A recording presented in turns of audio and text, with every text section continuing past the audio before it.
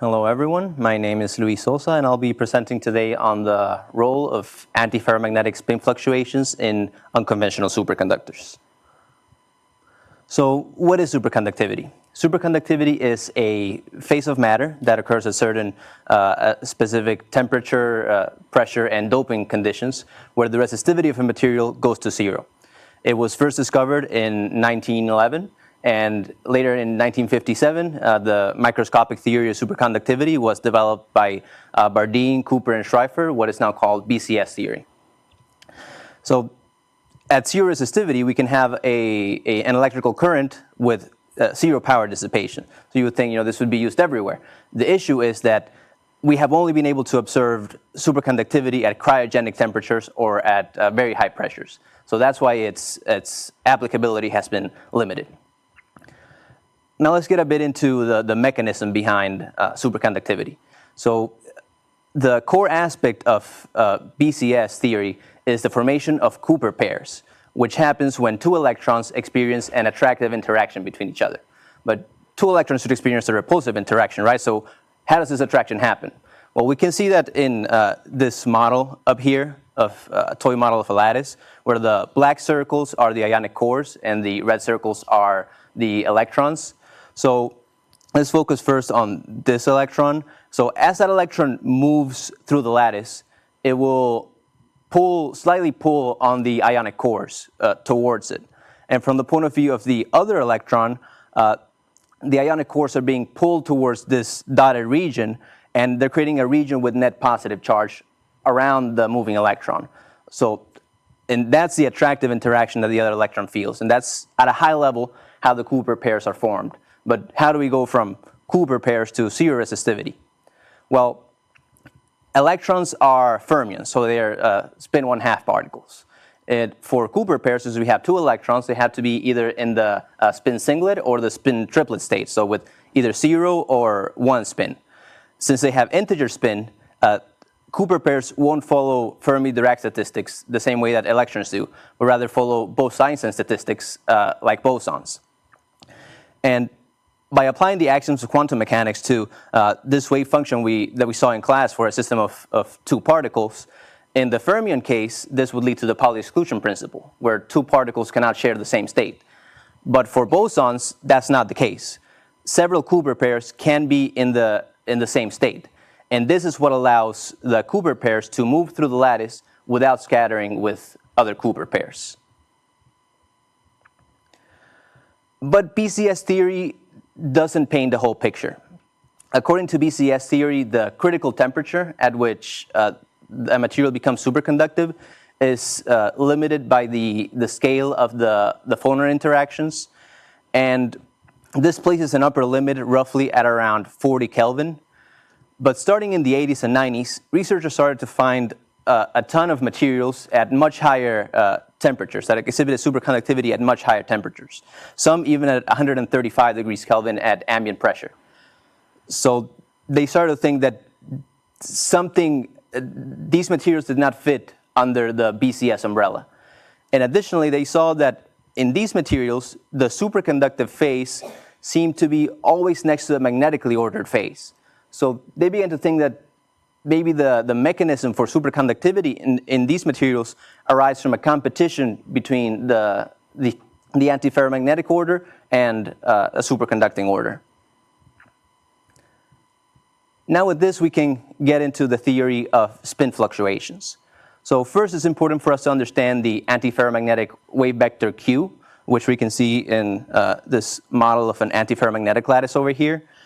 This is the wave vector that characterizes the periodicity of the spin lattice.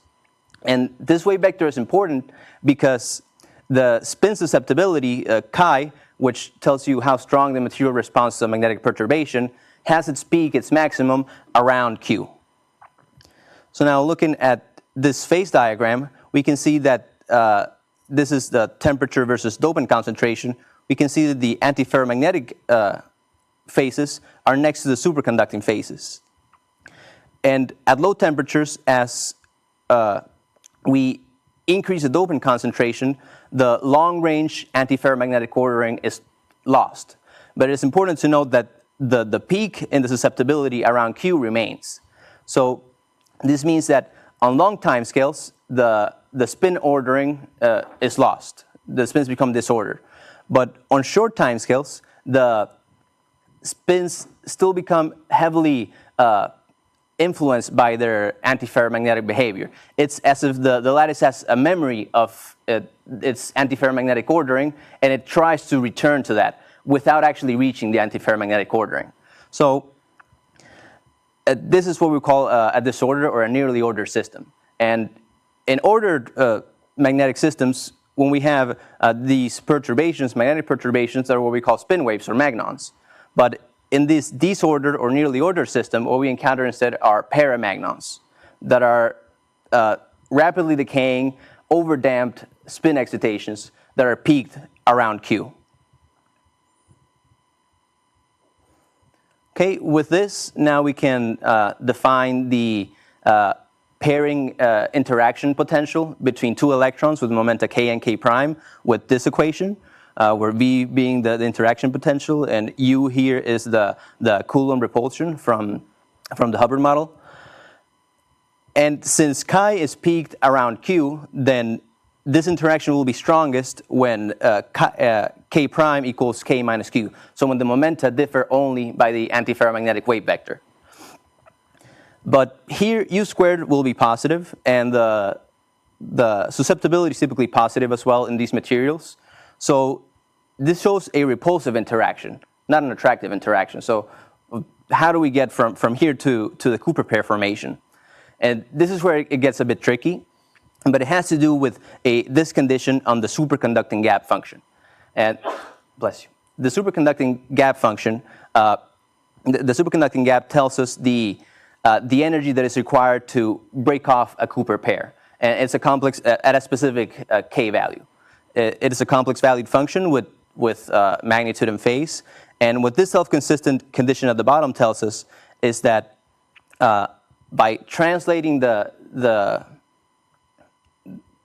position on the Fermi surface by the antiferromagnetic wave vector Q, we're changing the sign of the antiferromagnetic of the superconducting gap function, and this is what tells us that the antiferromagnetic wave vector Q is what determines the superconducting behavior and the symmetry characteristics of the superconductor. Now we would think that maybe this behavior really only occurs in like a specific type of material, but it actually happens across several families of materials, including the cuprites, the iron-pnictides, and the heavy fermion systems.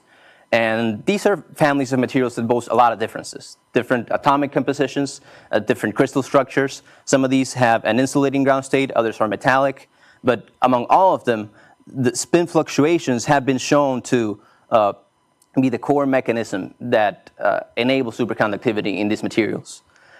And this plot here on the top right shows some of the strongest evidence that we have for spin fluctuation theory, where the energy scale of the spin fluctuations is compared to the critical temperature for a wide range of materials across these three families, and we see a linear relation between them.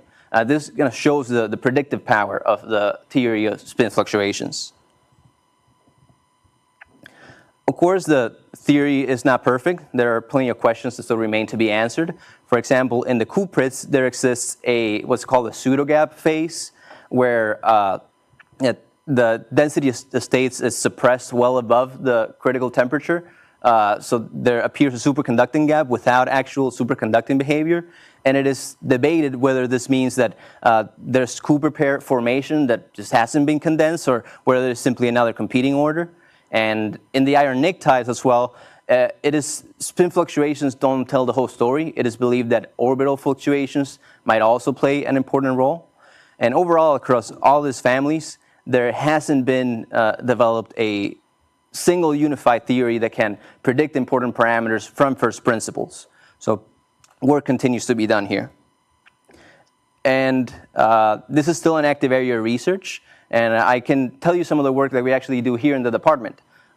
specifically inductor Banerjee's group, where some of my colleagues have, instead of trying to infer the effect of the neighboring antiferromagnetic phase on the superconducting phase, instead they transferred a 2D antiferromagnet on top of a superconducting film to directly inject paramagnons into the film. And with this, they were able to see fluctuations, modulation in the critical temperature with some antiferromagnets and not others. So now we're in the process of developing first principle simulations that can allow us to explain why this behavior happens. And then just to conclude, we have shown here that unconventional superconductivity in these materials emerges from a suppressed antiferromagnetic ordering, and it happens across many different material families. And paramagnons here are what act as the pairing glue, similar to what the role that phonons play in BCS superconductors. Here the antiferromagnetic wave vector Q really is one of the important factors that determines the behavior and that allows superconductivity to happen in this material.